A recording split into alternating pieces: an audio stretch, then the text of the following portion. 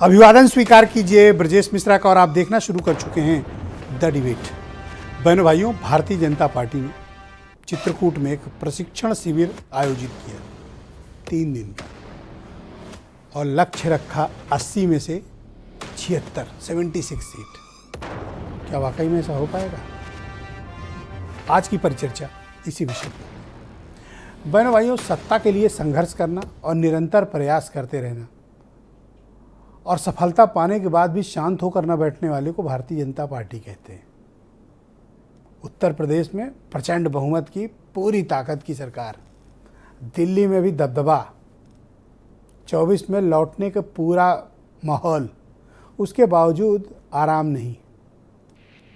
चित्रकूट में पूरी सरकार और पूरा संगठन 3 दिन बैठकर चर्चा किया कि 2024 में हर बूथ कैसे जीता जाए, हर बूथ,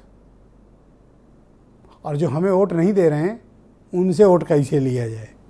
जैसे यादव, जैसे मुसलमान, जैसे मायावती जी की बिरादरी के लोग, जाटव समाज, इनका वोट कैसे लिया जाए, इसकी तरकीब खोजी गई और 3 दिन इस पर चिंतन चला कि हर एक बूथ पर इस समाज का वोट बीजेपी कैसे डलवाया जाए। जब विपक्ष असमंजस में हो, रास्ता न तलाश पा रहा हो, लड़ न पा रहा हो, उसके बावजूद सामने वाले की तैयारी का लेवल देखिए। 80 में से 76 सीट जीतने का दावा कर रहे हैं। लक्ष्य रखा है, टारगेट, कि 76 सीट जीत लेंगे। और कुछ तो अति उत्साही थे उसमें, और 80 में 80 जीतने की बात कर रहे थे। बीजेपी की इस तैयारी के पीछे मकसद क्या है? और देखिए खेल कहां शुरू हो रहा है। खेल यूं शुरू हो रहा है कि जो हमें वोट नहीं दे रहे, उस समाज का वोट कैसे लिया जाए, यादवों का वोट कैसे हासिल करें, मुसलमानों में पसमानदा बिरादरी है उसका वोट कैसे मिले। सैयद लोग वोट नहीं दे रहे हैं, ना दें, कोई बात नहीं, पसमानदा का वोट, और जाटव समाज कैसे मिले उनका वोट। इसके लिए हर तिकड़म, हर तरकीब, हर पैंतरा, हर योजना इसके इर्द गिर्द बुन दी गई है। ये प्रशिक्षण शिविर नहीं था, ये एजेंडा शिविर था कि 24 में ये करना है। ये है बीजेपी। अब विपक्ष के पास डिप्रेशन, निकल ही नहीं पा रहे हैं डिप्रेशन से, परेशानी। अब देख रहे हैं कि बीजेपी लड़ रही, फिर भी नहीं जाग रहे हैं। अब उन्होंने घोषणा कर दी 76 सीट जीतेंगे, अब कुछ तो कह रहे हैं 80 में 80, लेकिन विपक्ष अपना सो रहा है आराम से, कोई मतलब नहीं। तो मतलब नहीं तो चुनाव कैसे लड़ोगे बीजेपी के खिलाफ? अब असली मुद्दा ये है। कुछ बयान सुनिए, फिर आज की डिबेट बड़ी मजेदार है, सुनिएगा जरूर। जनादेश माननीय प्रधानमंत्री जी के नेतृत्व में हमको 2024 की तैयारी भी है, संगठन की मजबूती का भी है। हर बूथ जो हम कहीं कमजोर थे उसको फिर मजबूत करने के संकल्प के साथ जा रहे हैं। तो सभी विषयों को हमारे एक एक जो वक्ताओं ने, माने हम सबको इस प्रशिक्षण में उनका उद्बोधन प्राप्त हुआ है।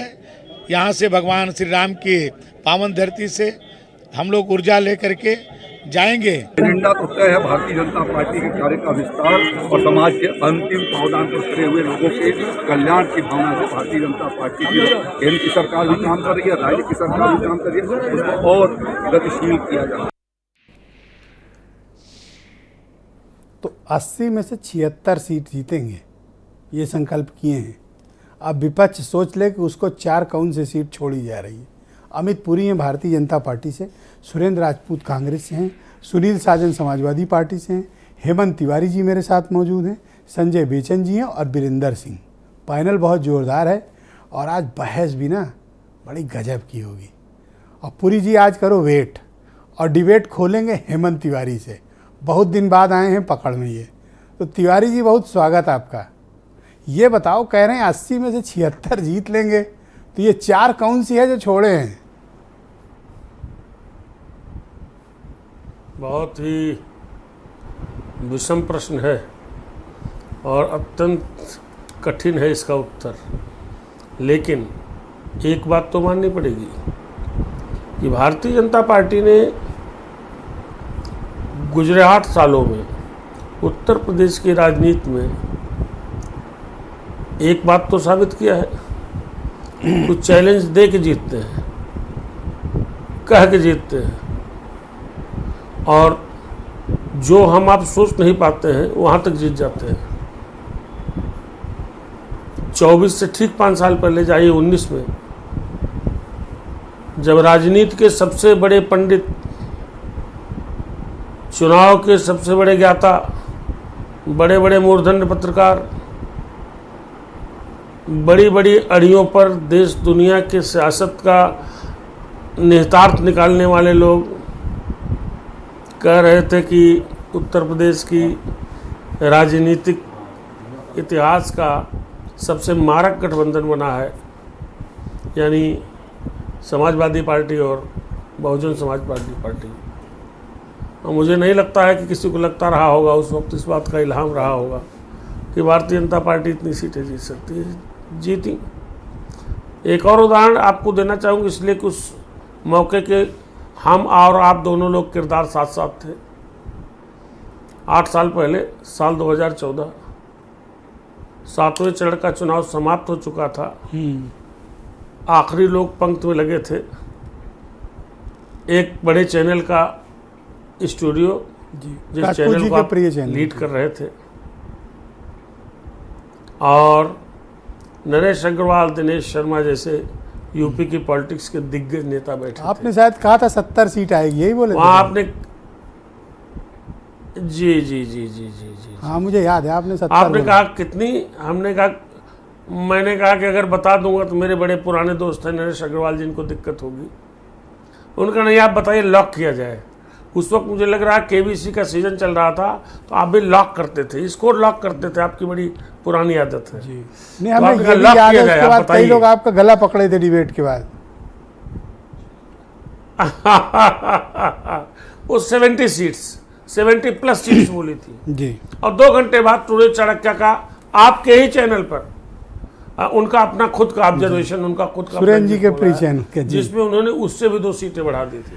अच्छा, इस बार बताओ, चलो अब की बताओ, पब्लिक जानना चाहती है असली बात, अब की बताओ, आपकी प्रेडिक्शन कर दो हेमंत जी, बोलो। अभी इस वक्त कुछ कर बोलो।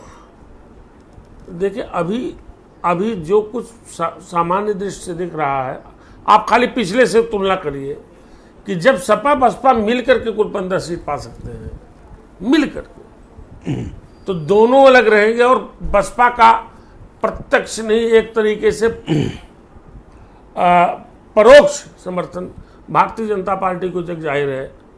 अखिलेश जी ने एक अच्छा अम्ब्रेला तैयार करने की कोशिश की थी 2022 में ओबीसी जातियों का, वो विखंडित हो गया है। तो ऐसे में उनके दावे को हम कितना खारिज कर सकते हैं जो भारतीय जनता पार्टी कर रही है। दूसरी बात, भारतीय जनता पार्टी की रणनीति, तो आप ये मानते हो कि 76 वाला उनका दावा मजबूत है? अरे 76 4 बार बोलेंगे और 72 भी पा गए तो यही तो कहेंगे, वरना तो दावे इस प्रदेश में इतने होते हैं ब्रजेश जी कि पिछले असेंबली इलेक्शंस के आप खाली दावे जोड़ लेते तो उत्तर प्रदेश की विधानसभा में 403 की जगह 1407 सीट बनानी पड़ती। दावे तो इतने होते हैं। लेकिन भारतीय जनता पार्टी का चूंकि रिसेंट पास्ट इस बात का गवाह रहा है कि उन्होंने दावों के नजदीक अपने आप को स्थापित किया है, इसलिए बहुत अधिक इसको मैं अतिशयोक्ति और आत्मश्लाघा। धन्यवाद हेमंत जी, बहुत शुक्रिया आपका। अमित पुरी, भारतीय जनता पार्टी के सीनियर लीडर। पुरी जी, देखो मेरी तरफ, स्वागत आपका जी। 80 में से 76, तो 4 कौन सी छोड़ दियो भैया, ये भी ले लो, इसको काहे छोड़े हो, 80 में 80 कर लो, कौन रोक रहा है इस समय आपका रथ? ये 4 किसके लिए छोड़े हो? नहीं, 4 किसी के लिए छोड़ी नहीं, हम आपसे आंखें 4 करके पूरी बात बताते हैं। अरे करो तो 4, सुरेंद्र जी बैठे, इनसे भी कर लो। हमने टारगेट सेट किया कि 76 के बराबर हमको मेहनत करनी है, और 2 साल पहले हमने उत्तर प्रदेश के अंदर एक पॉलिटिकल नैरेटिव सेट करने की कोशिश की, और इसलिए की कि भारत समाचार जैसा प्रतिष्ठित चैनल जैसे ही ये बात आई, इसको पब्लिक डिबेट के लिए उसने प्राइम टाइम की डिबेट का मुद्दा बनाया कि हां, अब राजनीतिक दलों के सामने उत्तर प्रदेश में क्या क्या चुनौतियां। तो हमने 4 छोड़ी नहीं, 76 के बराबर हम मेहनत करेंगे। 2 साल पहले हमने एग्जाम में बैठने से पहले बताया कि ये तो हमारा ऑब्जेक्ट है, इसके आगे हम उस सब्जेक्ट की और अच्छी अगर तैयारी करेंगे तो हो सकता है उत्तर प्रदेश के इतिहास में जनता पार्टी के कालखंड में ऐसी भी स्थिति आई थी कि 85 की 85 लोकसभा सीटें जनता पार्टी अरे ने इतना जीती भी थी। अपराजेय नहीं हो कि तब आपसे ये संयुक्त सीट उत्तर न जीत प्रदेश पाए। था, उत्तराखंड। अभी घर से निकलेंगे, देखिएगा आपको ठीक करेंगे। देखिए, हर राजनीतिक दल को अपने कार्यक्रम ले जाने का अधिकार है। हम किसी को ठीक करने की शब्दावली में नहीं आते। सबको अपने राजनीतिक कार्यक्रम, कार्यकर्ता चिंतन, workers oriented program, public oriented program ले जाने का हक है, लेकिन उतना ही हक हमारा भी है कि हम अपनी बात को जनता के बीच में ले जाएं कि हां, गहमर से लेकर गरौठा तक और गढ़ से लेकर मोट तक भारतीय जनता पार्टी का सबका साथ, सबका विकास और विश्वास के साथ सबका प्रयास, ये माननीय प्रधानमंत्री जी ने एक नया शब्द जोड़ा है कार्यकर्ताओं के लिए, सबका प्रयास। और उस प्रयास के नाते हमने टारगेट सेट किया है कि हम 76 को सब्जेक्ट बना रहे हैं और ऑब्जेक्ट बना रहे हैं, और 4 के सब्जेक्ट के लिए और तैयारी करेंगे। बहुत शुक्रिया आपका। सुनील सिंह साजन, समाजवादी पार्टी के वरिष्ठ प्रवक्ता हैं, बहुत शुक्रिया आपका सुनील जी कार्यक्रम में जुड़ने के लिए। 80 में से 76 सीट का टारगेट अभी चित्रकूट के घाट पे तय करके लौटे हैं, और देखिए इनकी तैयारी। आप बताइए, आपके हिस्से में सिर्फ 4 सीट छोड़ रहे हैं, वो भी बाकी विपक्ष भी उसमें सम्मिलित है। देखिए ब्रजेश जी, हमारे हिस्से में 4 सीट आएंगी या कितनी आएंगी ये भारतीय जनता पार्टी नहीं तय करेगी, न भारतीय जनता पार्टी के नेता तय करेंगे, ये उत्तर प्रदेश की सम्मानित जनता तय करना है। जब चुनाव होगा तो ठीक है, आज भारतीय जनता पार्टी के लोग उस तरीके से बात कर रहे हैं क्योंकि हम लोगों को बहुत ज्यादा याद तो नहीं लेकिन थोड़ा बहुत याद है, और पुराने लोगों से हम लोग सुनते हैं कि एक वक्त था कि कांग्रेस का सिंबल जो दिल्ली से ले आता था वो लोकसभा चला जाता था, विधानसभा चला जाता था, ऐसी कांग्रेस थी। और वही कांग्रेस जब बिगड़ी, जब कांग्रेस को लगा बीजेपी की तरह कि हम ही सब कुछ हैं, हम ही संभव हैं, तो फिर इमरजेंसी आ गई। जो महंगाई के खिलाफ, भ्रष्टाचार के खिलाफ आवाज उठाया, उसकी आवाज बंद की गई, नहीं माना तो जेल में डाल दिया गया। तो अंततः क्या हुआ? अंततः यही हुआ कि इमरजेंसी लगी। और जो अभी अमित पुरी जी बात कर रहे थे जनता पार्टी की, जनता पार्टी ने उस कांग्रेस को जो कन्याकुमारी से लेकर के, जम्मू कश्मीर से लेकर कन्याकुमारी तक जीतती थी, और वही सब 77 में हार गई। इंदिरा जी खुद भी हार गई। तो ये जनता है, जनता के बीच भारतीय जनता पार्टी के लोगों ने वादा किया था कि वो तूफान पैदा किया था ना, वो लड़ाई लड़ी थी, सड़क पर मोर्चे खोले थे, लाठी गोली डंडा जेल अस्पताल, क्या नहीं किया था। हाँ ब्रजेश जी, जो बात आप कह रहे हैं उस बात आप को उदाहरण तो दे रहे हैं, लेकिन उदाहरण पैदा करने की ताकत नहीं दे रहे हैं ना। नहीं, ऐसा नहीं, ताकत नहीं दे रहे हैं। मैं कह रहा हूं, मैं इस बात पे आता, मैं इस बात को मैंने एक दिन और भी आपके कार्यक्रम में स्वीकार किया था कि जब तक समाजवादी पार्टी और विपक्ष सड़क पर, जेल में, लाठी खाकर के अस्पताल में नहीं जाएगा, तब तक ये झूठी सरकार को हम लोग नहीं हटा पाएंगे। उसके लिए जिस रूप में जनता पार्टी आई थी, 9 महीने, 18 महीने, 23 महीने, 19 महीने नेताओं ने, सैकड़ों नेताओं ने, हजारों नेताओं ने जेल काटी है। तो हमको और विपक्ष, समूचे विपक्ष को उसी तरीके से तैयार होना पड़ेगा कि अगर सरकार, ये तानाशाह सरकार सर, इस देश का इतिहास जेल से लिखा गया है सर, जेल से इस देश का इतिहास। नहीं, इस देश में भगवान श्री कृष्ण ने जब से जन्म लिया जेल में, तो धर्म परिवर्तन से लेकर धर्म जागरूकता से लेकर के आम आदमी की जागरूकता और सरकार के खिलाफ बड़े बड़े योजनाएं बनी हैं। जेल से इस देश को आजादी मिल गई, जेल से ही कांग्रेस से आजादी मिल गई, और बिना जेल के बीजेपी से आजादी नहीं मिलने जा रही है। इस बात को हम स्वीकार कर रहे हैं। केशव मौर्य ने एक ट्वीट किया है जी कि अब यादवों का वोट भी चाहिए, रविदास वंशियों का भी वोट चाहिए और पसमंदा मुसलमानों का भी वोट चाहिए। आप बताओ। नहीं, ये हम कह रहे हैं, ठीक बात है। Bharatiya Janata party political party है, सबके बीच जा सकती है, सभी पार्टियां जाती हैं। समाजवादी पार्टी सभी लोगों के बीच जाती है, क्या अगड़े क्या पिछड़े, क्या दलित क्या मुसलमान, सबके बीच जाते हैं, सबके बीच अपनी बात रखते हैं। कोई मानता है कोई नहीं मानता है। हम तो भगवान राम से ये प्रार्थना करेंगे कि पूरी भारतीय जनता पार्टी चित्रकूट में थी, आपके धाम में थी, पूरी भाजपा को सद्बुद्धि दीजिए कि क्या आपने वादे किए थे जनता से, कितनी महंगाई बढ़ा रहे हैं, कितना भ्रष्टाचार बढ़ रहा है। उत्तर प्रदेश में एक भी परीक्षा बिना पर्चा लीक के नहीं हो रही है।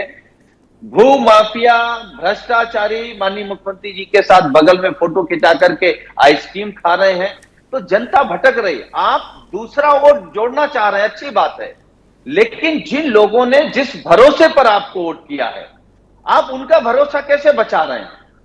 अमित पुरी जी कम से कम इस बात का जवाब दे दें, उन नौजवानों का भरोसा आप ही कैसे मुझे बचा बताओ। रहे आप हैं? कह रहे हो पर्चा लीक। 2 लड़कों ने भी आवाज नहीं उठाई पूरे यूपी में, और आप कह रहे हो पर्चा लीक बहुत बड़ा मुद्दा है। 2 बच्चों ने भी आवाज नहीं उठाई। देखिए ब्रजेश जी, आवाज उठाना और आवाज को दबाने के लिए जिस तरीके से सरकार ने माहौल बनाया कि बुलडोजर चला देंगे, फर्जी मुकदमे लगा देंगे, नौजवानों ने तो इसलिए नहीं आवाज उठा पाई शायद कि उन्हें लगा कि योगी सरकार फर्जी मुकदमे लिख देगी तो हम नौकरी लायक नहीं बचेंगे।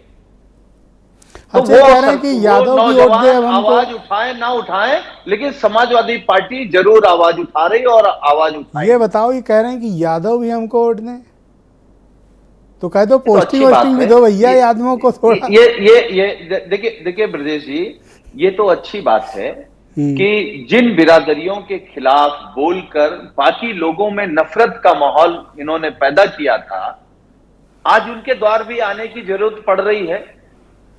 तो इसका मतलब है कि वो लोग समझ जाएंगे कि ये गुमराह करते थे। आप यादवों के खिलाफ माहौल बना रहे थे, मुसलमानों के खिलाफ माहौल बना रहे थे, जाटुओं के खिलाफ आपने माहौल बनाया। आप कह रहे हैं सबको जोड़ना है, तो आप धोखा तो सबको दे रहे हैं ना।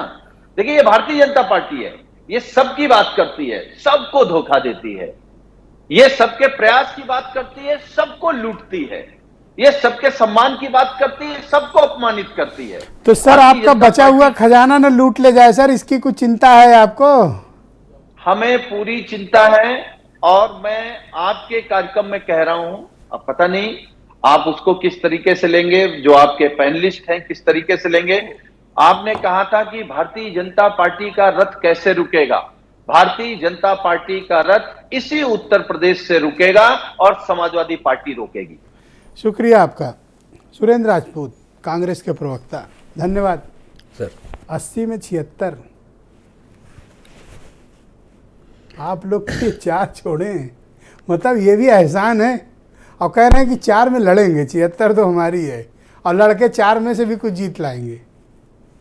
करोगे क्या सर? 80 में से 160 ले जाएं, हम कहाँ रोक रहे हैं? कहाँ रोक ही पाओगे सर? नहीं, हम तो खुद ही कह रहे हैं। हम तो आपसे पूरी जिम्मेवारी से कह रहे हैं कि भारतीय जनता पार्टी का मायावी कवच, भारतीय जनता पार्टी की जो मायावी रचना है, भारतीय जनता पार्टी का झूठ छल कपट और प्रपंच है, जिस तरीके से रावण की नाभि दशानन की थी और नाभि में अमृत था, उस तरीके से आप कहीं मारते रहिए, नहीं मरता था। लेकिन उसके बाद भी आप देखिए, जब रावण गिरा तो किसी अपने ने ही गिराया। एक चीज़, इस चीज़ को देखिए। दूसरी बात, एक चीज़ भारतीय जनता पार्टी को अहंकार हो गया है कि भारतीय जनता पार्टी ईडी के साथ, सीबीआई के साथ, आईटी के साथ और देश की अन्य संस्थाओं के साथ मिलकर के सरकारें गिरा और बनाने का इनको एक अनुभव हो गया है। उसी के अहंकार में बोल रहे हैं, वरना अब जनता ईडी से नहीं गवर्न हो पाएगी। हम जिम्मेवारी से कहते हैं, जनता सीबीआई से नहीं गवर्न होगी जनता। ये कुछ कमजोर विधायक और कमजोर एमपी और जो अपना गलत काम किए हुए हैं वो लोग तो गवर्न हो सकते हैं, जैसे एकनाथ शिंदे और उनके 40 लोग, वो लोग गवर्न हो सकते हैं। जैसे हमारे झारखंड के 3 विधायक जिनको हमने निलंबित किया है वो गवर्न हो सकते हैं, लेकिन जनता नहीं गवर्न होने वाली। जनता जब बात करेगी, जब जनता भाजपा से लड़ेगी, कांग्रेस अन्य विपक्षी दल उस जनता का सहयोग करेंगे, तब जनता इनसे सवाल पूछेगी कि साहब महंगाई चरम पर क्यों है, 395 रुपए का सिलेंडर 1200 रुपए में क्यों है?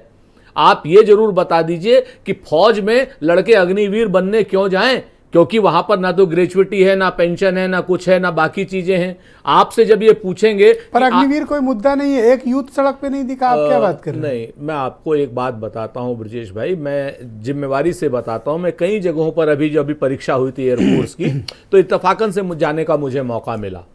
एक लड़का भी इस योजना से संतुष्ट नहीं है। बोल इसलिए नहीं रहा, जैसे सुनील साजन जी ने कहा, बोल सिर्फ इसलिए नहीं रहा है कि उसे यह डर है कि अगर उसके ऊपर मुकदमा लग गया तो उसका कैरियर चौपट हो जाएगा। अभी आज आगरा के एक लड़के ने आत्महत्या करी है अपने पिताजी को व्हाट्सएप करके। रणविजय पता नहीं क्या नाम है उस लड़के का, नाम मैं बता दूंगा। उसने रात में व्हाट्सएप स्टेटस पे अपने पिताजी को लिखा कि पिताजी आई एम सॉरी, मैं आपके सपनों को नहीं पूरा कर पा रहा हूं, सेना में जाने का मन था, अब नहीं हो पा रहा है और मैं आत्महत्या कर रहा हूं। जिस तरीके की भाषा का प्रयोग आज की डेट में नौजवान दिशाहीन होकर के डिप्रेशन में आकर के कर रहा है, वो एक बहुत बड़े खतरे की आहट भाजपा के लिए ही नहीं, ये देश के लिए भी है।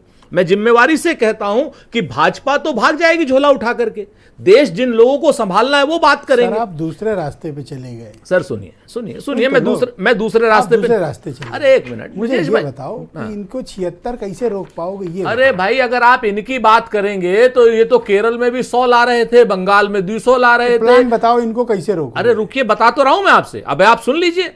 ये बंगाल में भी 200 सीट ला रहे थे, ये ला रहे थे 200 सीट कर्नाटक में, ये लोग ला रहे थे मध्य प्रदेश में 200 सीट, ये लोग ला रहे थे राजस्थान में 200 सीट। तो इनकी बात छोड़ दीजिए। सच बात यह कि जहां पे लगा तीर नहीं तो तुक्का। तो अब स्थिति यह है कि 76 नहीं, इनको 80 का भी बनाना चाहिए, इनके अपनी वो है। लेकिन जनता के सामने तो जो मुद्दे हैं उनका जवाब तो चाहिए ना। जनता तो ये मांगेगी ना कि भाई 395 रुपए का सिलेंडर 1200 रुपए में क्यों? सर रायबरेली कैसे बचेगा ये बताओ। अरे मैं आपसे फिर से कहता हूं, जनता बचाएगी। हम बहुत जिम्मेवारी से कहते हैं कि हमारे नीति, हमारे कार्यक्रम, हमारे पुराना किया हुआ काम सब लोगों को समझ में आ रहा है। आज की डेट में सब लोग ये कहने लगे हैं कि भारतीय जनता पार्टी के छल से, कपट से, प्रपंच से आज ही जा गए हैं। इनकी भारतीय जनता पार्टी के अंदर लोग कह रहे हैं, नितिन गडकरी जी जैसे लोग, राजनाथ सिंह जी जैसे लोग। अच्छा, आज 1 महीने पहले आप हमारे पास डिबेट में आए थे जी, तो आपने कहा था कि 3 दिन में अध्यक्ष दे रहा हूं। हाँ, मैंने कहा था। मिल गया? नहीं मिला। कहाँ है? रास्ते में है, आ रहा है। मैं आपसे फिर से कहता हूं कि बड़ी पॉलिटिकल पार्टीज में भैया सुन लीजिए सर, देखिए जहां कमी होगी स्वीकार करेंगे, हम कोई बहस नहीं करते। हम तो एक चीज कहते हैं बेचन जी को बिठाएं कि निश्चित तौर पर अध्यक्ष में डिले हो रहा है और हाईकमान को करना है, जल्द से जल्द करना चाहिए। हमें रोज सूचना मिलती है कि साहब जल्दी कर रहे हैं, हम भी उसी हिसाब से आपको बताते। हम तो पार्टी के एम्पलीफायर हैं, हम लोग अपनी सूचना नहीं, जो पीछे से सूचना आती है वो आपके सामने रखते हैं। हाँ, मैं आपको एक चीज, जो मुद्दे की बात थी, मुद्दे से भटकाइए मत मेरी आप। हाँ, मेरी आपसे। अब आप मुझे छोटी सी बात बता दीजिए, मुझे बताइए पिछले 6 साल में 9 परीक्षाएं हुई हैं, कोई एक परीक्षा इन्होंने कुशलता पूर्वक संपन्न कराई हो? सर पिछले मुद्दा कहां बना? मुद्दा सर नहीं बना ना, कोई बात। अपोजिशन ने बनाया क्या मुद्दा? फिर वही, अपोजिशन नहीं बनाएगा सर। मैं आपसे फिर से कहता हूं, अपोजिशन का जो लार्जेस्ट पार्ट है वो आज की डेट में सत्ता की गोद में जाके बैठ गया। मुझे दुखद रूप से कहना पड़ता है कि आपके जितने साथी बराती हैं, सब चैनल पे चल रही है। सुन लीजिए, आप अखबार में छपी है क्या पेपर लीक की घटना। अरे मीडिया पे तोहमत देके क्या फायदा? अब मैं आप रुक जाइए, आप सड़क पे लड़े होते, आज लड़े होते मैं मान लेता। छोटी सी बात बताता हूं, अभी आप रुक जाइए। मीडिया पे आप संजय राउत चला रहे हैं, ईडी का पूरा क्या ना ऐसा लग रहा है। मीडिया पे झारखंड क्यों नहीं चला रहे हैं भाई? हम तो डिमांड कर रहे हैं ईडी की जांच हो। मीडिया में मेघालय क्यों नहीं चला रहे? मेघालय यूपी की बात कर रहे सुन लीजिए हैं, सर, झारखंड मेघालय में भारतीय आराम से करो, ध्यान अमित पुरी जी की हिम्मत हो तो मैं करबद्ध प्रार्थना करता हूं, हौसला हो तो जरूर जवाब दे। मेघालय में भारतीय जनता पार्टी का प्रदेश उपाध्यक्ष, महंगाई पे लड़े, सुन लीजिए सर, अब ब्रिजेश भाई आप कवर फायर मत दीजिए भाजपा को। मैं सर आपको कवर फायर मत दीजिए भाजपा को। आपको दे रहा हूं, लड़ो, ये कह रहा कवर हूं, फायर मत नहीं लड़ दीजिए, रहे मेरी हो। बात आ जाने दीजिए। 5 सेकंड बोल तो रहे हो सर, 7 मिनट से। 5 सेकंड की बात है, 5 दे दीजिए, और इतना दिया है बाकी आपका। बेचन जी अभी बताएंगे। सुन लीजिए, मेघालय भारतीय जनता पार्टी का उपाध्यक्ष है, वो स्त्री और पुरुष का वैश्यालय चलाते हुए पकड़ा गया। उसके पास से अनैतिक रूप से ब्रोथल चलाते हुए पकड़ा गया, सबको मालूम। उसके बाद उसके पास से आतंकी हथियार मिले, जिलेटिन की छड़ें मिली। कब लड़ोगे ये बताओ। सुनिए सर, सुन लीजिए, मैं मणिपुर की बात नहीं आज करूंगा, यहाँ तक कब लड़ोगे? मेघालय कब के आओगे उस सड़क पे? भारतीय जनता पार्टी के उपाध्यक्ष के ऊपर ईडी की जांच थैंक यू नहीं आ सर, रही। शुक्रिया। संजय बेचन जी ईडी को और लाया सीडी जाए। से आप भी बच रहे हो और आपके साथी चैनल भी बच रहे हैं। सर क्या हम करें? लोग तो बैठे ही हैं लड़ने के लिए, अपनी सोचो सर, अपनी अरे चिंता सर, करो। हम तो बता तो रहे हैं संजय बेचन आपसे। जी को लाओ भैया।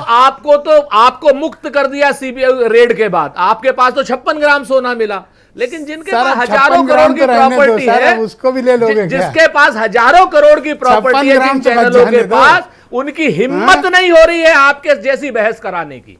और जिस दिन ईमानदारी से 15 दिन हमारा साथ विपक्षी सर, एक मीडिया बात ने दे बताएं? दिया, ये सरकार गिर बुरा मत जाएगी। मानना, सड़क पे उतरते, लाठी खाते, सर फूटता, जेल जाते ना, आज हेडलाइन में होते। ब्रजेश भाई, पूरी क्षमा के साथ, जितना पिछले 3.5 साल से कांग्रेस ने सड़क पे प्रियंका गांधी के सर, नेतृत्व में एक लाठी तरफा खाई, रिकॉर्डर बजा रहे हो। सुन लीजिए, संजय बेचन जी को अरे लाया भाई, जाए। भाई आप संजय ये जी बहुत शुक्रिया लखीमपुर की आपका। घटना पे लाठी हम धन्यवाद। खावे, वोट उनको भाजपा को मिले, धन्यवाद। सारी की सारी सीटें भाजपा जीती है। तो सर यही तो सोचो क्या हो रहा है। फिर अब या तो लड़ो सर। या तो किलो में तोल लीजिए और या लड़ो फिर ना, कौन लीटर रोक में रहा है माप लड़ने लीजिए। से?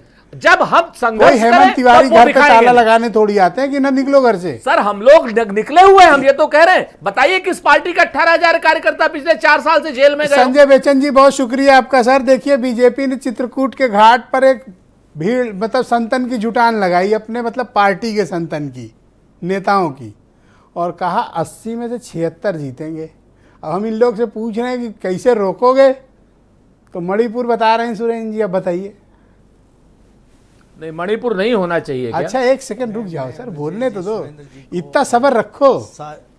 जी जी जी जी ब्रजेश जी, तो कैसे सर, ये कैसे हो पाएगा? ब्रजेश जी, मैंने आपका जो ओपनिंग रिमार्क्स था और हेमंत जी को और बाकी सारे पैनलिस्ट को बड़े गौर से सुना, और आपके चैनल पे मैं कई महीनों से आ रहा हूं, तो जो समाजवादी पार्टी के प्रवक्ता हैं, कांग्रेस के प्रवक्ता हैं, उनकी बातों में मैं पिछले 7-8 महीनों से 9 महीनों से कोई बहुत फर्क नहीं देख रहा हूं। वो एक ही बात कर रहे हैं, लेकिन वो ये नहीं बताते। वो महंगाई की बात तो करते हैं, सारी बातें करते हैं, लेकिन उसको लेकर सड़क पर खड़ा किया गया उनका संघर्ष कहां है, जनता के साथ उनका कनेक्ट कहां है। ये लखीमपुर खीरी और बाकी तमाम घटनाओं को लेकर उत्तर प्रदेश में सरकार बदलने की बात कर रहे थे, लेकिन जनता कनेक्ट नहीं हुई, फिर से योगी को बिठा दिया।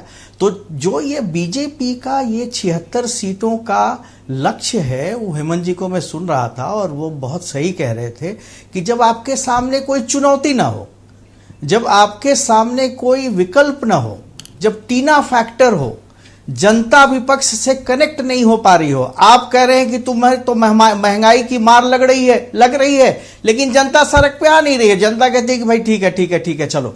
तो जो जनता का चेहरा है, जो सड़क का संघर्ष है ब्रजेश जी, वो गायब है। जो संघर्ष है वो ट्विटर पर है, जो संघर्ष है वो सोशल मीडिया पर है, और आपको अपनी बहुत भड़ास निकालने के लिए मीडिया है। किसी को गोदी कह दिया, किसी को मोदी कह दिया, कुछ कह दिया।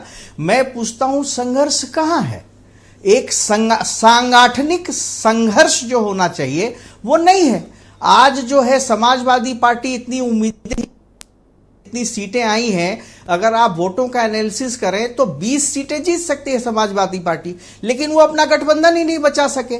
उनके गठबंधन में दरारें आई, और दरार इस बात को लेकर आई कि एक एक जो उनका सदस्य था सहयोगी, उसका कहना था कि सड़क पे निकलो और एसी कमरे में बैठ करके राजनीति मत करो। तो दूसरे ने कहा कि तुम हमें मत सिखाओ कि हम कैसे राजनीति करेंगे। देखिए, बीजेपी संगठन के बल पर चुनाव लड़ती है और बीजेपी ने आज बीजेपी के सामने कोई चुनौती नहीं थी। आज बीजेपी के सामने ये लक्ष्य रखने का भी समय नहीं था। लेकिन आप समझिए कि चुनाव 2024 में होने हैं और आज उन्होंने अपना लक्ष्य स्थापित किया है। इसके सामने विपक्ष कहां है? विपक्ष का जो भी है वो सोशल स्पेस पे है। विपक्ष के साथ जनता कनेक्ट नहीं हो पा रही है। और आपने सही कहा कि अगर बदलना है, अगर पलटना है तो जेल से निकलना पड़ेगा रास्ता, सड़कों पे लाठियां खानी पड़ेगी, सड़कों पे संघर्ष करना पड़ेगा और जनता के साथ कनेक्ट होगा। आप चाहते हैं मुद्दे आप गढ़ें, जनता कनेक्ट हो, जबकि होता यह है कि मुद्दे जो है वो जनता के मुद्दों से जब राजनीतिक दल कनेक्ट होते हैं तब जन आंदोलन बनता है। तो आप कोई आंदोलन नहीं खड़ा कर पा रहे, आप बीजेपी को कैसे चुनौती देंगे? और अब तो ये बीजेपी है, जब ये एक नई बीजेपी है, ये 24/7 चुनाव के लिए तैयार रहती है। इसको कभी चुनाव में जाने के लिए इस बीजेपी को ना संसाधनों की कमी है, ना कार्यकर्ताओं की कमी है। और आप देखिए, बीजेपी ने जो अपना ये आधार बढ़ाया है, बीजेपी का कोई बहुत मूलभूत वोट बैंक नहीं था। कभी शहरों की पार्टी कहते थे, कभी अगड़ों की पार्टी कहते थे, लेकिन जिस तरह से इन्होंने अपना आपने केशव मौर्य का एक ट्वीट पढ़ा है जिसमें उन्होंने कहा है कि अब हमें यादवों के भी वोट चाहिए, पसमानदा मुसलमानों के भी वोट चाहिए और बहन जी की बिरादरी वाले वोट भी चाहिए। बिल्कुल चाहिए। और आप देखिए, बिल्कुल वो कर सकते हैं। मैं ऐसा नहीं कहता हूं कि उनमें कोई करिश्मा है, कोई जादू है कि वो कर ही लेंगे, लेकिन उन्होंने अपने को बढ़ाया है, शहरी आधार से निकालकर ग्रामीण आधार में अपने को स्थापित किया। अगड़ों की पार्टी माने जाने वाली भाजपा में पिछड़े अब बड़ी मात्रा में उसको वोट करते हैं जी। अगड़ों की पार्टी माने जाने वाली भाजपा का एक बड़ा वोट बैंक दलित तबके से आता है, तो वो क्यों ना टारगेट करे? उसके टारगेट करने में बुराई क्या है? आप उसको रोको। जिनको रोकना है वो सिर्फ सोशल स्पेस पे खेल रहे हैं, सोशल मीडिया के स्पेस पे, वो सड़क पर कहीं नहीं है। मैं सुरेंद्र जी को हर बार सुनता हूं, 18,000 कार्यकर्ता 3 साल। सुरेंद्र जी माफ करिएगा, लेकिन जनता उस संघर्ष से अपने को कनेक्ट नहीं कर पाई। आपने संघर्ष तो बहुत किया, लेकिन वो वोट में कन्वर्ट नहीं हो पाए। और अगर भाजपा को हराना है तो आपको अपने संघर्ष को वोट में कन्वर्ट करना पड़ेगा। तो जनता जो मुद्दा उठाए उससे आपको कनेक्ट होना है। आप उल्टी गंगा बहा रहे हैं। आप चाहते हैं कि आप एक मुद्दा लेके उठें, उसको एक प्रतीक बनाएं और जनता उसके साथ जुड़ जाए। वो इमरजेंसी की बात अलग थी, इमरजेंसी एक बड़ा मुद्दा था, पूरे देश को प्रभावित कर रहा था, तो पूरी जनता विपक्ष के साथ जुड़ गई थी। लेकिन ये लखीमपुर या ऐसी घटनाओं को आप प्रतीक स्वरूप उभार कर अगर चाहेंगे कि एक बड़ा आंदोलन खड़ा हो जाए तो आप गलती में हैं। बहुत शुक्रिया सर। डिबेट के नेक्स्ट राउंड में आपके बाकी विचारों को भी सर सम्मिलित करूंगा। वीरेंद्र सिंह जी भी आ गए डिबेट में, मौका दिया जाए। हाँ बिल्कुल दूंगा, रुक जाइए। नहीं सर, क्योंकि बेचैन जी ने एक पर्टिकुलर क्वेश्चन किया, सिर्फ 5 second. Absolutely no sir, please sir. Virendra ji भी आ गए डिबेट में। वीरेंद्र जी 80 में कह रहे हैं 76 जीतेंगे, ये कहां से इतनी कॉन्फिडेंस आता है इनको? देखिए, एक चीज जो भाजपा और विपक्षी पार्टियों में अंतर है, भाजपा मंथन कर रही है, अधिवेशन कर रही है, सम्मेलन करती है। विपक्ष के पास अभी तक ऐसी कोई पार्टी नहीं आई सामने जो अपनी हार को लेके कोई मंथन कर रही हो, जिसने कोई बड़ी मीटिंग की हो और आगे चुनाव की कोई तैयारी कर रही हो। तो ये तो बीजेपी के पास तैयारी कर साथ शुरुआत मानिए आप, उसके पास जो संसाधन है उसको वो लगातार चला रहा है। 76 इसलिए बोला गया क्योंकि मायावती और अखिलेश यादव जब एक साथ लड़े तब 15 सीटें आई उनकी, और बीजेपी उससे पहले 2014 का जब चुनाव लड़ी थी तब मायावती की 0 सीटें आई थी। तो ऐसे में 75-76 के आसपास वो तब भी था उनका गठबंधन। और अब जब 2024 का चुनाव होगा तो बीजेपी कुछ उसी स्थिति में है, क्योंकि अब मायावती और अखिलेश एक होकर चुनाव लड़ने वाले नहीं हैं। अखिलेश और मायावती को एक तरह से कह दीजिए, अगर तराजू में मेंढक तौलने की तरह हो जाएगा, कोई रुकने वाला नहीं एक साथ। अब बात बचती है कि बीजेपी को कैसे रोका जा सकता है। बीजेपी को या मोदी और योगी के जो प्रभाव है उसको सिर्फ गठबंधन करके ही 2-3 दल रोक सकते हैं, वो भी आंशिक रूप से। उसमें एक स्वाभाविक गठबंधन समाजवादी पार्टी और कांग्रेस के बीच उत्तर प्रदेश में बन सकता है, जिसमें ये लोग अगर मिल के लड़े तो कुछ सीटें ये जीत सकते हैं। बाकी मोदी और योगी का जो करिश्मा है कह लीजिए, या जो सर्वे है, या जो चीज़ें बातें आ रही हैं, उसमें वो उत्तर प्रदेश जीत रहे हैं, मैदान खाली है। और जनता ने भी देखिए, विपक्ष के सामने संकट ये है कि वो कितने बड़े मुद्दे उठा दे, लेकिन उसको वोट नहीं मिल रहा है, जनता उसको वोट देने को तैयार नहीं है। तो ये बात अभी संजय बेचन जी कह रहे थे, कनेक्टिविटी से जुड़ी हुई है। बीजेपी अपने उद्देश्य की ओर सफल हो रही है, उसका रास्ता खाली है, क्योंकि चुनाव समीकरण और माहौल से लड़ा जाता है, और समीकरण और सत्ता ये सब बीजेपी के पास है। हिंदुत्व उसके पास है, पुलिस उसके पास है, ईडी सीबीआई उसके पास है, इनकम टैक्स उसके पास है, और बचा खुचा हिंदू मुसलमान वो भी उसके पास है। तो बीजेपी के पास बहुत ढेर सारा वोट बैंक है, वो चुनाव में इसका भरपूर इस्तेमाल करेगी। कहते हैं कि जो संगठन मजबूत होता है वो बढ़िया लड़ता है। मायावती का संगठन क्या स्थिति में है, अखिलेश यादव का संगठन अभी चल रहा है, भाजपा का संगठन घर घर तक पहुंचा है, मजबूत है, बूथ पर भी है और पन्ना पर भी है। तो उनके पास मजबूत लोग, लड़ने वाले लोग तैयार हैं। तो एक जगह पर बीजेपी यहाँ भी कामयाब है। दूसरा, हम लोग महंगाई की बात करते हैं, बेरोजगारी की बात करते हैं, भ्रष्टाचार की बात करते हैं, पेपर लीक की बात करते हैं, जनता कुछ सुनने को तैयार नहीं है। वो इन सब के बावजूद मोदी और योगी को वोट देती है, वो दे रही है। तो सर पटकने से कोई फायदा नहीं है। ये चुनाव भी वैसे जाएगा जो 2014 और 2019 में गया। अब ये देखना है कि बीजेपी जो अपना लक्ष्य लेकर चलती है वो उस तक कहाँ तक पहुँचती है। कुछ लोग तो कह रहे थे कि वो 80 में 80 सीटें जीत सकते हैं, पता नहीं ये सच्चाई है नहीं। लेकिन हमारे यहाँ एक बात जरूर है कि धर्म के नाम पर बहुत सारी चीजें होती हैं। जी देखिए, कुल मिलाकर हमारा जो वोट है वो बढ़ता है, ध्रुवीकरण के आधार पर चुनाव होता है जी। और बीजेपी उस दौर में है जब इस समय उसका मुकाबला करने वाला कोई नहीं है। राज्यों में छुटपुट कुछ इलाकाई पार्टियां कर ले या कहीं कांग्रेस खड़ी हो जाए, लेकिन उत्तर प्रदेश जैसे विशाल राज्य में जहां मोदी खुद हैं, योगी हैं, वहां पर संकट है। एक साहित्यकार ने लिखा है, सुनिएगा, क्योंकि चुनावी वादे बड़े होते हैं, पूरे होते नहीं हैं। एक साहित्यकार ने लिखा कि हमने सुना है कि जिनको हमने चुना है वो अब कहने लगे हैं कि सवाल पूछना मना है। तो ये सत्ता मिलने के बाद इस तरह की स्थितियां आती हैं जी। बदलाव इतना आसान नहीं है।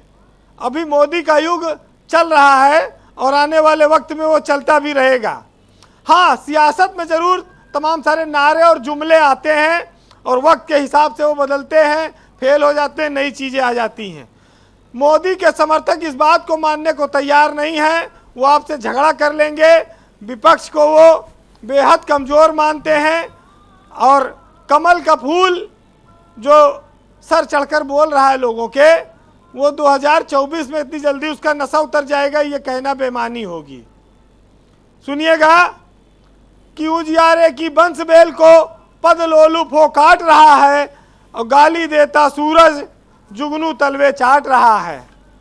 और बड़ बोलों का देश है ये, जुमलों पर भी चलता है और हर चट्टान के नीचे देखो एक सपोला पलता है। बहुत शुक्रिया वीरेंद्र जी, बहुत बहुत धन्यवाद, बहुत शुक्रिया। बहन भाइयों, कुएं पर हमने आज की परिचर्चा का प्रश्न पूछा कि चित्रकूट में बीजेपी के 3 दिन तक चले चिंतन शिविर में 2024 में कितना फ़ायदा होगा। विवेक शर्मा लिखते हैं कि इस तरह के शिविर में महंगाई और बेरोजगारी पर भी चिंतन करना चाहिए, जिससे कि आने वाले चुनाव में पार्टियों को फायदा मिल सके। बड़ा मुश्किल काम शर्मा जी बता रहे हैं। गोपेश कुमार ने लिखा है कि चित्रकूट में चिंतन से सीटें और वोट प्रतिशत तो बढ़ सकता है, लेकिन अगर महंगाई बेरोजगारी पर चिंतन नहीं किया तो नुकसान भी हो सकता है। हेमंत तिवारी जी मेरे साथ मौजूद हैं, बहुत जाने माने पत्रकार हैं। तिवारी जी, ये सुनील सिंह साजन और सुरेंद्र राजपूत के विचारों से आप कितना कन्विंस हुए कि लड़ने की फाइटिंग स्किल इनके अंदर कितनी बची है अभी, इनकी पार्टी मतलब? देखिए, प्रवक्ता के तौर पर मुझे नंबर देने हो तो मैं इन दोनों लोगों को 10 में 9 नंबर दूं। पार्टी के तौर पर मुझे नंबर देने हो तो मैं अतीत देखूंगा, अतीत के परिणाम देखूंगा, और हो सकता है 10 में 1 नंबर भी न दूं या दूं। दूसरा विषय है, मुख्य बात मैं बताता हूं, आपके प्रश्न का एक लाइन का उत्तर। ये जो मोदी हैं और ये योगी हैं ना साहब, मेहनत करते हैं और किस्मत साथ लेके चलते हैं। किस्मत और मेहनत एक ऐसा कॉम्बो तैयार करती है जो पॉलिटिक्स तो क्या, दुनिया के किसी भी क्षेत्र में सफलता सुनिश्चित करती है। ये वही दौर चल रहा है, अभी आगे तक चलेगा, पहली बात। दूसरी बात विजय जी, अपोजिशन जब कमज़ोर होता है तो निश्चित रूप से लोकतंत्र के लिए ये अच्छी बात नहीं है, लेकिन जनता जब अपोजिशन का मूल्यांकन लगातार कमतर करती है, तब हम और आप उस पर प्रतिरोध नहीं कर सकते हैं। और यही कहते हैं कि इसको भारतीय जनता पार्टी की मेहनत और योगी मोदी की किस्मत से जोड़ के देखिए। तीसरी बात, देखिए, ये भाजपा जो है, या मोदी हैं, या योगी हैं, या अमित शाह हैं, ये साहब पूरे साल भर पढ़ाई करते हैं, पूरे सिलेबस की स्टडी करते हैं। इनको पता है कि कितने अध्याय हैं और कैसे तैयारी करनी है। पूरा 2 साल का पूरा कोर्स एकदम मशक्कत से, मेहनत से, तैयारी के साथ 24 घंटे में 18 घंटे मेहनत कर पड़ते हैं। अपोजिशन, मैं नाम नहीं लूँगा, अपोजिशन वो सोचता है कि ये जो कुंजी आती है, ये जो प्रश्न पत्र की कुंजी आती है, सॉल्व्ड पेपर, अनसॉल्व्ड पेपर, जिसमें 20 सवालों के जवाब होते हैं, वो उस कुंजी को रट करके वो पास हो जाएगी, या गोल्ड मेडल पा जाएगी, या चैंपियन हो जाएगी, या डिस्टिंक्शन ले हो जाएगी। तो उसकी गलतफहमी है, और उसकी गलतफहमी एक बार नहीं, कई बार सिद्ध हुई है। धन्यवाद हेमंत जी, शुक्रिया। ध्यान रखिएगा जी, कुंजी से पढ़ के पास करो ना, और सिलेबस पढ़ के अमित पास पुरी जी, होना, ये 80 में 76 सीट जीतने की बात, ये आपका अति आत्मविश्वास तो नहीं है, ओवर कॉन्फिडेंस? मैं 2-3 चीजें इस राउंड में कहना चाहूंगा। अभी भी समाजवादी पार्टी के मित्र कह रहे थे कि बीजेपी ने 76 की सीटों का टारगेट दे दिया, उसके उपहास में कुछ कह रहे थे। मैंने जब अपना विषय रखा था उसमें एक चीज छोड़ दी थी कहने से, वहीं से शुरू करके पूरे विषय को समराइज कर देता हूं। विधानसभा चुनाव के समय श्री अखिलेश यादव जी की एक पीसी होती है, और उसी शाम को आपके चैनल पे डिबेट भी होती है, मैं आता हूं, और 400 सीटों का टारगेट 403 में अखिलेश जी देते। हमने उसे चुनौती की तरह स्वीकार किया, उपहास की तरह नहीं, और जनता के बीच में गए, और जबाने खलक ही जबाने खुदा होती है, और हम जनादेश लेकर उत्तर प्रदेश की सेवा करने का एक अवसर लेकर के आए। वहां नहीं रुके, हमने 400 सीट का जो टारगेट अखिलेश जी ने दिया था, उसी टारगेट में रामपुर और आजमगढ़ की सीटों को लोकसभा के उपचुनाव में जीतने के लिए इस बात को गौरे तलब रखा कि गोरखपुर की सीट एक बार हम हार गए थे, तो हमने कहा कि नहीं, फिर से बेसिक्स पे काम करते हैं, फिर से जनता के बीच में जाते हैं, और मुख्यमंत्री के स्तर तक के लोग कई राउंड चुनाव प्रचार के लिए गए, जनता से संवाद स्थापित करने के लिए गए। मैं एक बात समाजवादी पार्टी के और कांग्रेस के मित्रों से कहना चाहता हूं। मित्रों, 2 शब्द हैं, एक ट्विटर और एक टाट पट्टी। यह टाट पट्टी की राजनीति मुलायम सिंह जी करते थे, और इसीलिए आप भी तो ट्विटर की राजनीति करते हो, कर रहे थे। दिन भर आपके नेता ट्वीट करते हैं, अपने नेताओं को नहीं देखते हो, ट्विटर की राजनीति, ट्विटर का पाठ पढ़ाते हो। हाँ, आ रहा हूं, आपके नेताओं की राजनीति ट्विटर पे चल रही है, ट्विटर बंद हो जाए आधे लोगों के दस्ते बढ़ जाएंगे। ट्विटर की राजनीति, मैं बिल्कुल उत्तर दे रहा हूं, अब आप शांति से ले लें। एक अच्छी मेहनत से तैयार की हुई खीर बनाई जाए, उस पे बादाम, किशमिश और चिरौंजी काट कर ट्विटर की तरह डाली जाए add to essence and flavour के लिए, वो एक अलग सवाल है। अच्छा, आप ट्वीट करें तो फ्लेवर और ये ट्वीट करें तो गंध। काट करके तैयारी करें तो धन्यवाद। तो टाट पट्टी की राजनीति कीजिए, जनता के बुनियादी सवालों की राजनीति कीजिए, और जिन मुद्दों को आप बहस में लाते हैं हम हर उस मुद्दे को स्वीकार करते हैं। Thank you. सुनील साजन जी, ये तो कह रहे हैं आप लोग जनता की राजनीति नहीं करते, जनता के मुद्दे छूते नहीं है, और बेचन जी कहते हैं मुद्दा वो उठाओ जिससे पब्लिक कनेक्ट हो रही हो। नहीं, ठीक बात, हम दोनों लोगों की बात को हमने सुना है। क्या महंगाई जनता के मुद्दा नहीं है? क्या बेरोजगारी जनता का मुद्दा नहीं है? क्या दूध, दही, घी, पनीर, मट्ठा, इन रोटी, इन सब पर जीएसटी लगा दी गई है, ये जनता का मुद्दा नहीं है? क्या गरीबों के यहाँ जिस तरीके से उनको अपमानित किया जा रहा है, ये उनका मुद्दा नहीं है? हाँ, हम ये जानते हैं कि राजनीति में हार और जीत से तय होता है कि कौन मुद्दा है कौन नहीं है। भारतीय जनता पार्टी जीत गई तो उनकी नफरत वाला मुद्दा भी हिट हो गया, उनका हिंदू मुसलमान का मुद्दा हिट हो गया, उनका एक समय 15 लाख रुपए का मुद्दा हिट हो गया, फिर उन्होंने कहा हम बिजली मुफ्त कर देंगे, वो मुद्दा हिट हो गया। एक दूसरे से लड़ा करके, अच्छा हम कहते हैं जितने जानकार लोग बोल रहे थे आज, बताइए कि क्या कभी देश का रुपया डॉलर के मायने में इतना कभी गिरा है, या महंगाई कभी इससे ज्यादा चरम पर रही है? दोनों चीजें स्पष्ट हैं। नौकरी है नहीं, बेरोजगारों की भीड़ है, फिर भी मुझे लगता है कि जैसे भारतीय जनता पार्टी के जो भक्त हैं या अमित पुरी जो नेता हैं, वो लोग अगर कुछ देख करके, कुछ सुन करके भी ना बोलें तो समझ में आता है। लेकिन निष्पक्ष लोग भी अगर ये कहें कि अभी योगी का राज है, अभी मोदी का राज है, अभी रहेगा, ये देखिए आपके कहने से नहीं रहेगा। कितने लोग आए, कितने लोग चले गए, जिस तरीके से देश की दुर्गति हो रही है और देश को 2-3 लोगों पर सौंपा जा रहा है। मैं तो जानना चाहता हूं कि भाई आज बता दीजिए, मैंने तो एक खबर पढ़ी थी कि मध्य प्रदेश में बिजली का नियंत्रण 30-35 सालों तक अडानी जी के पास रहेगा। सब कुछ आप अडानी को दिए दे रहे हैं। अमित पुरी जी, क्या भारतीय जनता पार्टी का विकास सिर्फ अडानी है? हम क्यों लिए जानना चाहते हैं। भाई सुरेंद्र राजपूत जी, आपका कुछ ऑब्जेक्शन था डिबेट के पहले चरण में, जरा पूछ लो। 2-3 चीज़ें हैं ब्रजेश भाई, बिल्कुल काफ़ी चीज़ें तो क्या नाम सुनील जी ने कही दी। मैं आपको इसके एडिशनल खाली इतना पूछना चाहता हूँ सारे निष्पक्ष पत्रकारों से, हमारे मित्र हैं संजय बेचन जी, कि भाई जनता के मुद्दे हैं तो हैं क्या, हमें जरा वो बता दीजिए। और किस मुद्दे पर, जनता के मुद्दे पर प्रतिपक्ष नहीं खड़ा हुआ, किस मुद्दे पर कांग्रेस नहीं खड़ी हुई, जरा हमें बता दीजिए। वो जनता के मुद्दे, हिंदू मुसलमान करना अगर जनता का मुद्दा है तो निश्चित तौर पर ये भाजपा करती है, हम ना किया है ना करेंगे, ठीक है। हमको सिर्फ ये बता दें, जितने हमारे सुधीजन हैं वो सब सिर्फ हमको इतना सा क्लियर कर दें कि जनता के मुद्दे आखिर हैं क्या। महंगाई जनता का मुद्दा नहीं, पेट्रोल के बड़े दाम जनता का मुद्दा नहीं आपके हिसाब से, किसानों की समस्या आपके हिसाब से जनता का मुद्दा नहीं, किसानों को जो क्या नाम 50 किलो की यूरिया की बोरी 45 किलो की हो गई वो जनता का मुद्दा नहीं, 400 रुपए का सिलेंडर 1200 रुपए का हो गया वो जनता का मुद्दा नहीं, 70 रुपए का तेल 110 रुपए का हुआ जनता का मुद्दा नहीं, 70 रुपए का सरसों का तेल 200 रुपए का हो गया वो जनता का मुद्दा नहीं।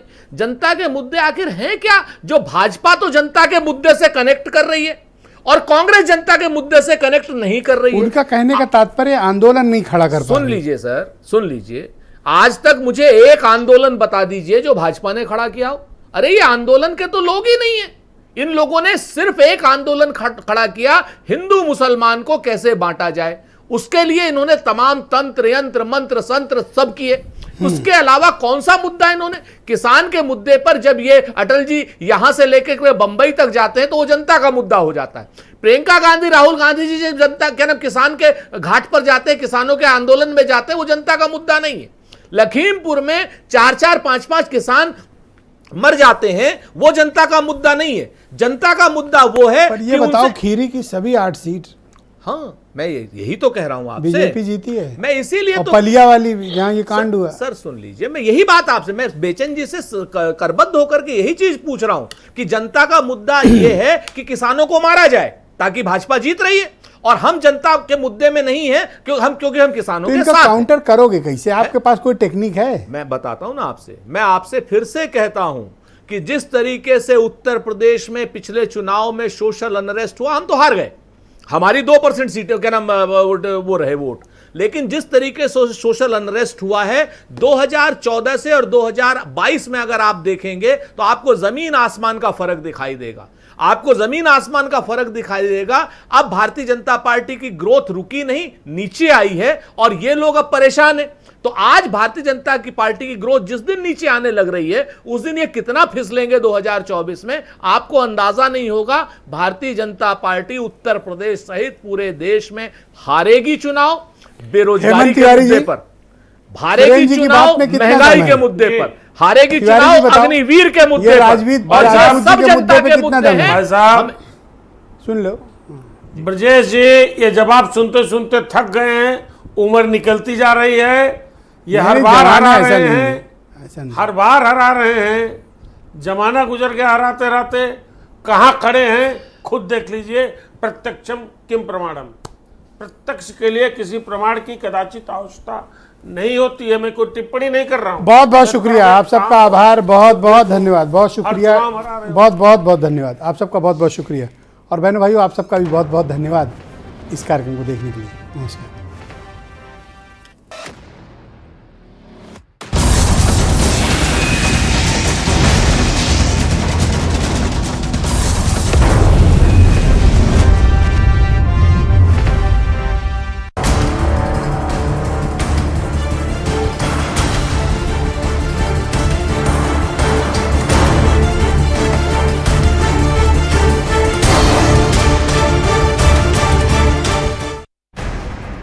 समाचार पर सबसे बड़ा शो, विश्व के इतिहास पर अवधनामा,